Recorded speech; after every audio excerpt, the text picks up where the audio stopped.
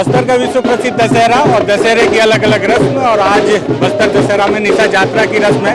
हर बार की तरह हम आपको एक बार फिर से बस्तर दशहरा की इस विश्व प्रसिद्ध और ये जो खास रस्म निशा यात्रा, इसके बारे में जानकारी देंगे। राज परिवार के सदस्य कमलचंद भंजदेव जी हमारे साथ हैं, जो निशा यात्रा के पर्व को आगे बढ़ाने के लिए जा रहे हैं। स्वागत आपका बस्तर टॉकिंग में कमल। धन्यवाद। ये बताएंगे थोड़ा सा निशा यात्रा के बारे में, क्या ये पर्व है और क्या इसका महत्व है? बहुत महत्वपूर्ण पर्व है ये। जैसे बस्तर दशहरा 75 डेज के लिए मनाया जाता है, 75 दिनों का दशहरा, जो कि इस वर्ष 107 दिन का दशहरा बनाया जा रहा है अधिक मास होने के कारण। आज का बहुत महत्वपूर्ण इसलिए माना जाता है क्योंकि आज के दिन हवन होती है सभी जगहों पे, हमारे घरों पे भी हवन होती है, और साथ में जितने असंख्य देवी देवता बस्तर में सबके हवन होने के बाद देवी देवता यहाँ मौजूद होना चालू होते हैं।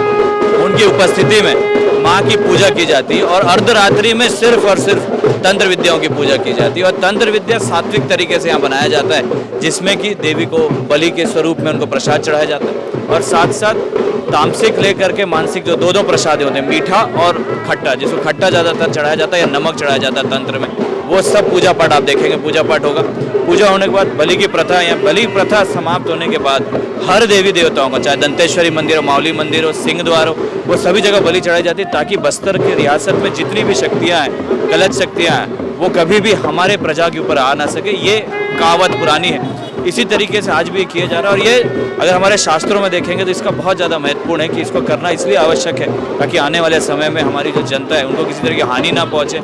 और जैसे कहा गया, जैसे अकाल मृत्यु ना हो, अब अल्पसंख्यक में बहुत सारे लोग मर जाते हैं, बच्चे मर जाते हैं, उसकी बहुत सारी ऐसी पूजाएं हैं जो आज के दिन की जाती है, साल में सिर्फ एक बार। तो ये पूजा का बहुत ज़्यादा महत्वपूर्ण इसलिए क्योंकि ये पूजा राजा इसलिए करते हैं, अपने नाम से संकल्प नहीं लेते, वो लेते हैं प्रजा नाम संकल्प। संकल्प मेरे नाम से नहीं, प्रजा नाम संकल्प है, और प्रजा के लिए सब कुछ किया जाता है। तो राजा के हाथ में प्रजा दी गई थी, उस जमाने से यही संकल्प आज भी चले। प्रजा नाम लेने के बाद फिर जब बलि प्रथा होने के बाद सभी देवी देवता पूजा होने के बाद आरती होने के बाद ये कार्यक्रम का समापन होता है, जिसे निशा यात्रा के नाम से माना जाता है। निशा यात्रा का मतलब अर्धरात्रि के बाद सभी पूजा होंगी। आप देख सकते हैं जब हम पहुंचेंगे तो 12 बज चुके होंगे। उसके बाद पूजा पाठ होने के उपरांत माई जी की आरती के होने के बाद ये पूरा कार्यक्रम समापन में जाएगा। अब साहब, सामने में कुछ गांव के लोग चल रहे हैं जो सफेद कपड़े में, उनकी क्या कहानी है? सफ़ेद कपड़े में जो है, जो हमारे यहाँ पे जिनको हम राउत बुलाते हैं, ये खाना बनाते हैं तंत्र विद्या के लिए। और जो खाना बनता है इसकी खासियत है कि चावल बनाए जाते हैं सफ़ेद, मूंग की दाल बनाई जाती है, और साथ साथ हमारे यहाँ पे बड़े बनाए जाते हैं। बड़े में नमक यूज़ होता है, इसलिए तंत्र विद्या में नमक की इस्तेमाल ज़्यादा किया जाता है। उन्हीं की पूजा अर्चना, वो भोग के स्वरूप भगवान को चढ़ाए जाते हैं। पहले भगवान को आह्वान करके बुलाया जाता है, फिर उनको भोग लगाई जाती है। और वो भोग का सबसे बड़ी खासियत ये है, उस भोग को अगर हम 1 साल कहीं गाड़ दें, वो कोई नहीं खाते, कीड़े मकोड़े भी नहीं खाते उसको, वो वैसे का वैसे ही रहता है। और उसको जो भी काज देखने की कोशिश किया, उसके साथ घटनाएं घटी, उसने इसको कभी खोला नहीं किया। मगर आज तक ये बोला गया, जब भी उस तंत्र विद्या के साथ गाड़ा जाता है, माँ की ऐसी आशीर्वाद रहती है कि वो माँ उसको प्रिजर्व करके रखती है, क्योंकि वो भोग उनके लिए है और वही उनको ग्रहण कर सकती है। तो ये उस भोग की खासियत रही, और आज भी वो भोग बनाया जाता है। और ये जो लोग लेके जा रहे हैं, ये हमारे यहाँ राउत बोलते हैं, जो कि पूजा पाठ में सहयोगी रहते हैं। वो कपड़ा मुँह में ढाकते हैं ताकि छूत ना लग जाए, अगर हम सूंघ लेंगे तो जूठा हो जाता है, इसलिए कपड़ा बांधेंगे और एक अगरबत्ती के स्वरूप में लगाया जाता है कि राजा भी ना सूंघ पाए, वो अगरबत्ती की सुगंध आए उनको, इसलिए पूजा अर्चना करके फिर भगवान को अर्पित किया जाता है। अच्छा बाबू साहब, मैंने देखा है कि जो ये बस्तर का दशहरा है, इसमें बस्तर की सभी जो जनजातियाँ हैं, सबको महत्वपूर्ण काम किया जाता है। इसके पीछे का क्या कॉन्सेप्ट रहा है? कॉन्सेप्ट ऐसा नहीं रखा, वो जगन्नाथ प्रभु से राजा को रथपति की उपाधि मिली। अब बस्तर दशहरे कॉन्सेप्ट ही अलग है। राजा को रथपति की उपाधि मिली, राजा है 75 दिन पहले हरियाली अमावस के दिन यहाँ उपस्थित हुए। रथ वैसे ही बनता है जैसे सुभद्रा माता का रथ पुरी में बनता है। जगन्नाथ प्रभु ने आशीर्वाद दिया तो रथपति की उपाधि मिली। अब भगवान को कैसे लाया जाए, तो माँ को इनवाइट करने राजा पंचमी में जाते हैं, जो कि आप देखें, मैं खुद गया था। माता की, मावली माता की डोली और माँ दंतेश्वरी की छतरी, दोनों को वहाँ इनवाइट करने जाते हैं, जो कि जिया बाबा जो मेरे नियुक्त किए हुए पुजारी है वहाँ पे, उनको दिया जाता है कि आप लेके आइए, मैं उनका परगाव करूँगा। तो मावली माता जब आती है उस दिन असंख्य देवी देवता है, चाहे बड़े डोंगर छोटे डोंगर, वो सभी जगह न्योता राजा की तरफ से जाता है। राजा एक ही जगह उपस्थित होते हैं जहाँ पे माँ का खुद का मंदिर है, माँ का घर है दंतेवाड़ा में। बाकी जगहों पे उनके प्रतिनिधि जा करके उनको इन्वाइट करते हैं। आने के बाद माता, जब छतर जो आता है माँ दंतेश्वरी का, वो राजा के नया खाई में ही आता है, जिसमें राजा नया खाना खाते हैं। बस्तर संभाग के नया खाई होने के बाद ही ये खाने का होता है। इसके बाद ही ये परंपरा पूरा निर्वहन किया जाता है। इसलिए बहुत महत्वपूर्ण भी है कि माँ का जो पूजा है वो कहीं अनोखा बस्तर ही है, जिसमें कि बस्तर में रथ चलता है, माँ की आराधना होती है और रावण का यहाँ पे कोई लेना देना नहीं है, रावण दहन का नहीं है, क्योंकि माँ की आराधना है और वो शक्ति है आज दिन तक बस्तर को। और कोविड महामारी में सिर्फ 2 ही रथ चले, पुरी का और बस्तर दशहरा का। यही माँ की खासियत है कि माँ का आशीर्वाद से रहा और आज भी ये परंपरा यथावत। और इस साल 600वां वर्ष है, ये 600 ईयर चल रहा है।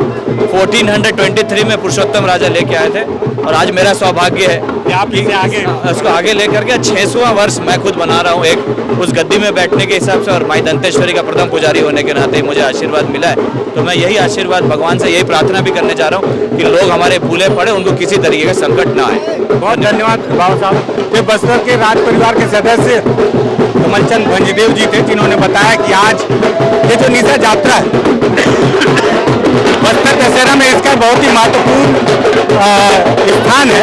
और साथ ही साथ इसकी वजह क्या है, क्यों निशा यात्रा मनाया जाता है और साथ ही साथ किस तरह से इसे आगे बढ़ाया जाता है। 600वां वर्ष बताया जा रहा है और ये आगे के रस्म रिवाज आपको बस्तर दशहरा के माध्यम से, मुझे बस्तर ऑफिस के माध्यम से बताइए।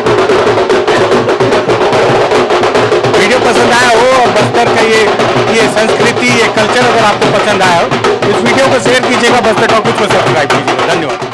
इस रस्म की शुरुआत 1301 ईस्वी में की गई थी। इस तांत्रिक रस्म को राजा महाराजा बुरी प्रेत आत्माओं से राज्य की रक्षा के लिए अदा करते थे। इस रस्म में बलि चढ़ाकर देवी को प्रसन्न किया जाता है, जिससे देवी राज्य की रक्षा बुरी प्रेत आत्माओं से करे। निशा यात्रा की यह रस्म बस्तर के इतिहास में बहुत ही महत्वपूर्ण स्थान रखती है। बस्तर के राजकुमार कमलचंद भंजदेव का कहना है कि समय के साथ इस रस्म में बदलाव आया है।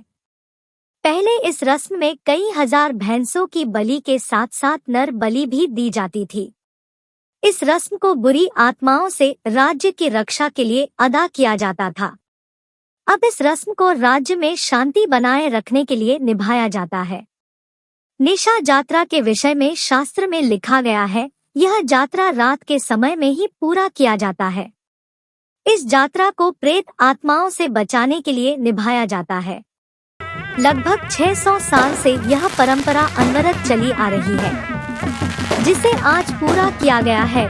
राज परिवार के सदस्य कमलचंद भंजदेव ने बताया कि बीते वर्ष इसी स्थान पर चावल और उड़द की दाल को मिट्टी के बर्तन में डालकर गाड़ दिया गया था, जिसे आज निकाला गया है। 1 साल बाद भी यह गाढ़ा हुआ चावल और दाल फ्रेश है। इससे अंदाजा लगाया जा सकता है कि यहाँ कितनी शक्ति है।